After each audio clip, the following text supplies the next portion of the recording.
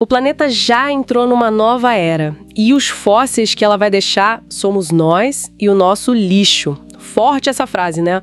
Hoje a gente vai explorar como a ciência já discute e muito o nascimento de uma nova época geológica, uma época causada por nós humanos. E vamos entender por que isso tem tudo a ver com modelos econômicos, com desigualdade e com o colapso socioambiental que, olha, muitos cientistas dizem que já começou. É sexta-feira, 25 de julho, e esta é a nossa primeira edição do dia. O foco aqui hoje é mergulhar fundo no impacto, profundo mesmo, da nossa espécie no planeta Terra. A gente quer entender essa urgência de uma transformação ecológica, sabe? Mas uma que tenha justiça social junto. Vamos dar uma olhada em evidências, tanto científicas quanto históricas, que mostram o tamanho dessa nossa marca. E a base para essa discussão toda é a hipótese do antropoceno. Lembra dela? Foi proposta lá atrás pelo químico Paul Crutzen e mais recentemente detalhada por pesquisadores como Mauro Galetti. A ideia central é que a nossa interferência foi tão intensa nos ciclos da Terra que basicamente inauguramos uma nova época geológica. Exato. E o interessante é que as evidências para isso são bem concretas, sabe? Estão aí, escritas na geologia mesmo. A gente está falando de coisas como, por exemplo, elementos químicos novos na natureza, tipo plutônio, cúrio, que se espalharam com testes nucleares. Ou então, moléculas sintéticas como o glifosato, o DDT, que contaminam solo, água no mundo todo. Mas talvez o mais chocante, assim, sejam as chamadas rochas humanas. Rochas humanas? Como assim, rochas humanas? Pensa no concreto. Tá em todo lugar nas cidades, né? E vai durar milênios. Ou um negócio chamado plastiglomerado. Já ouviu falar? Não, com esse nome, o que é? São pedaços de plástico derretido que acabam se misturando com sedimento natural, tipo areia, pedra, até coral. E formam um tipo novo de rocha, digamos assim. E isso é um fóssil direto do nosso modelo de consumo, né? Do descarte rápido. E, claro, tem os tecnofósseis. Celular velho, ferramenta, embalagem. Todo esse lixo tecnológico vai ser a nossa assinatura lá para o futuro distante. Nossa, é bem impactante pensar nesses termos. Mas, apesar disso tudo, teve aquela controvérsia recente, né? A União Internacional de Ciências Geológicas votou contra oficializar o antropoceno como época formal. O que essa recusa significa? É só uma questão técnica, de nomenclatura, ou tem algo mais aí? Olha, a votação foi bem dividida. E o argumento principal foi técnico mesmo. Foi a dificuldade de definir um marcador estratigráfico que fosse único, global e sincronizado, o tal do Golden Spike, que eles usam para definir essas eras. É um critério super importante para a geologia formal, claro. Mas assim, a força do conceito de antropoceno vai muito além dessa classificação oficial, né? Ele funciona como um diagnóstico potente do nosso tempo. Um alerta sobre um jeito de viver que simplesmente não se sustenta, que compromete o futuro. Então, a discussão técnica existe, mas ela não anula a urgência simbólica e bem prática de reconhecer o nosso impacto. Entendo. E esse impacto, ele não é de hoje, embora a aceleração recente seja assustadora. Já existia antes. Se a gente olha para a história, a extinção da megafauna aqui na América do Sul, sabe? Preguiça gigante, tatu gigante, coincide com a chegada dos humanos e com mudanças no clima. Nossa presença foi um fator ali. Mas talvez o caso do pombo passageiro, lá na América do Norte, seja ainda mais emblemático dessa aceleração. Imagina, eram bilhões, e a espécie foi extinta a zero em pouquíssimas décadas, ali no século XIX. O último morreu num zoológico em 1914. Tudo por causa da caça industrial massiva e do desmatamento. Reflete bem aquela mentalidade de recurso infinito, né? Típica daquela expansão toda. É chocante mesmo essa velocidade. Exatamente. É um exemplo trágico do que a gente chama hoje de defaunação. Que não é só perder uma espécie, sabe? É esvaziar o ecossistema da função dela. Uma floresta pode até parecer intacta, com as árvores lá bonitinha, mas sem os animais que espalham sementes, que polinizam, que controlam outras populações, ela perde funções vitais, vira o que chamam de floresta vazia, silenciosa. Ela não consegue mais se regenerar direito nem regular o clima como antes.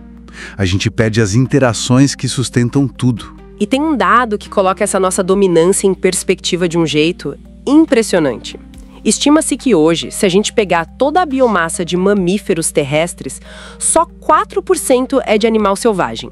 Os outros 96% somos nós, humanos, e os animais que a gente cria para comer. Boi, porco, ovelha, 96%.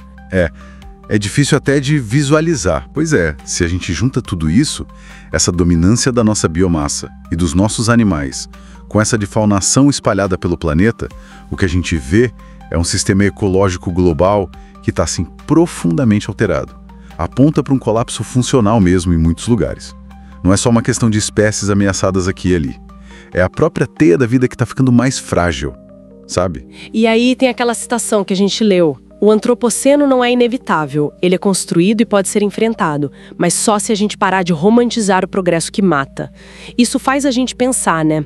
Quais são os caminhos para sair disso? Bem, entender essas marcas, tanto na geologia quanto na biologia, obriga a gente a questionar o modelo que a gente vive hoje. É inevitável. E eu acho que, fundamentalmente, impulsiona a buscar alternativas, urgentes. Alternativas que reconheçam que a crise ambiental e as estruturas sociais e econômicas que a gente tem, elas estão totalmente conectadas. Uma transformação ecológica de verdade precisa vir junto com justiça social. Não tem como separar. Perfeito! Vamos aprofundar isso, mas antes a gente vai para um rápido intervalo e já volta.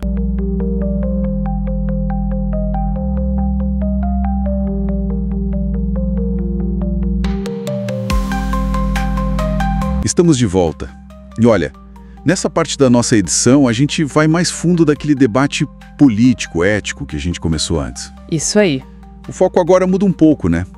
Vamos olhar mais para as soluções possíveis para essa briga, digamos assim, de como chamar nossa era. Antropoceno? Ou será capitaloceno? Exato. E também para a crítica mais direta ao modelo capitalista. É tipo uma virada na conversa, né? Sair só da denúncia e começar a pensar em como reconstruir. Ir do diagnóstico para a proposta. É uma mudança importante de perspectiva. E parece que aquela recusa formal em oficializar o antropoceno como época geológica meio que abriu a porta para essas outras interpretações, né? Com certeza, abriu sim. E nesse espaço, o termo capitaloceno ganhou muita força. Autores como Jason Moore, Andreas Malm, eles defendem essa visão como mais precisa, sabe? Capitaloceno. E o que ele traz de diferente, assim, na prática? Olha, o ponto-chave do capitaloceno é como ele direciona a responsabilidade. Em vez de culpar uma humanidade, assim, genérica, abstrata... Que acaba não sendo ninguém, né? Pois é. O foco vai para sistemas históricos bem concretos. O capitalismo, com toda a sua bagagem colonial, racializada, extrativista. Entendi. A crise ecológica, por essa lente, ela não é uma falha da natureza humana. Não. Ela é consequência direta das ações de certas elites, de um modelo de desenvolvimento que se baseia, né, na pilhagem, na acumulação sem fim. Então a crítica principal é que usar o termo humanidade acaba meio que diluindo a responsabilidade, escondendo quem realmente puxa esse modelo para frente e quem sofre mais com ele. Exatamente. Perfeito. E isso conecta direto, né, com a urgência da justiça climática. Faz sentido. Pensa só. Comunidades indígenas, quilombolas, os povos ribeirinhos, quem mora nas periferias das grandes cidades. São grupos que, historicamente, contribuíram muito pouco, quase nada, para o aquecimento global. Sim, a pegada de carbono é mínima. Mínima. Mas hoje são os primeiros e os que mais sofrem os impactos. Onda de calor insuportável, falta de água, insegurança alimentar, as enchentes destruindo tudo. É uma crueldade. Total. Por isso que a gente fala que a justiça climática tem que ser interseccional, ou seja, tem que reconhecer como essas opressões todas de raça, de classe, de gênero, se cruzam e deixam essas pessoas ainda mais vulneráveis. Tá, entendi a complexidade e a urgência. Mas e aí? Para onde a gente olha para buscar alternativas? Existem outros caminhos sendo sei lá, propostos, vividos? Existem, sim. E aqui é fundamental olhar para os saberes e para as práticas dos povos tradicionais, dos povos indígenas. Certo. Os modos de vida deles, o manejo sustentável que eles fazem há séculos, as cosmologias, quer dizer, as visões de mundo deles, né? Como eles entendem o universo, tudo isso oferece alternativas reais a esse modelo que está levando ao colapso. Tipo o que o Ailton Krenak fala, né? Sobre adiar o fim do mundo. Exatamente, é buscar formas de adiar o fim do mundo. E não é romantizar, não. É reconhecer a força política, as estratégias de sobrevivência, de resistência desses povos. É outra lógica. E isso também tem a ver com cobrar a responsabilidade das grandes empresas, imagino. Eu lembro de ter visto uns dados sobre isso, eu acho que foi do Carbon Disclosure Project, falando que um número pequeno de empresas é responsável por uma fatia enorme das emissões. É isso mesmo. Precisamente. Esse dado é chocante, né? Cerca de 100 empresas respondendo por mais ou menos 71% das emissões industriais globais de gases de efeito estufa desde lá de 1988. 71%. É muita coisa concentrada. Muita coisa. E isso desmonta completamente aquela narrativa de que a solução está só na mudança de comportamento individual, né? Reciclar, apagar a luz, isso é importante, claro, mas... Mas não resolve a raiz do problema. Não resolve. O desafio é estrutural, entende? A gente precisa de políticas públicas fortes, de regulação de verdade, de uma transição energética que seja justa para todo mundo e de repensar a governança global. É bem maior. Faz todo sentido. E aí, essa própria disputa pelo nome da nossa era, antropoceno, capitaloceno, talvez outros que surjam, parece que reflete bem essas tensões todas, né? Sem dúvida alguma. Escolher um nome para a época que a gente vive, isso vai muito além de uma questão técnica científica. É um ato político, é ético, é até pedagógico, eu diria. Como assim, pedagógico? Porque o nome que a gente dá ajuda a definir quem a gente acha que são os responsáveis, sabe, de onde a gente veio e, principalmente, para onde a gente quer ir, ou para onde a gente pode ir. Entendi. É uma forma de bater de frente tanto com aquele fatalismo que paralisa, tipo, não tem mais jeito, quanto com o negacionismo, que é uma irresponsabilidade total. No fim das contas, então, é mais do que só decidir um nome para uma era geológica. A gente está diante de uma escolha civilizatória mesmo. Ou a gente continua cavando essa cova da biodiversidade, ou a gente muda o rumo agora. Já. É isso. A escolha é nossa. E é urgente. Bom, se você está ouvindo, quer continuar acompanhando edições críticas como essa, que vão além do superficial, que enfrentam a lógica destrutiva do sistema, se inscreve aí no canal.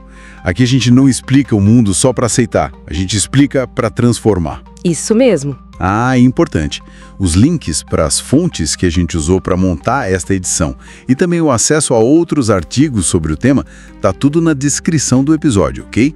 Confere lá que vale a pena. Um abraço grande para todo mundo e até a próxima. E lembrando, o podcast vai ao ar de segunda a sexta cedinho, às 7 horas, na hora do almoço, ao meio-dia e no fim da tarde, às 17 horas. E aos sábados, edição especial ao meio-dia. Tchau! Tchau, pessoal!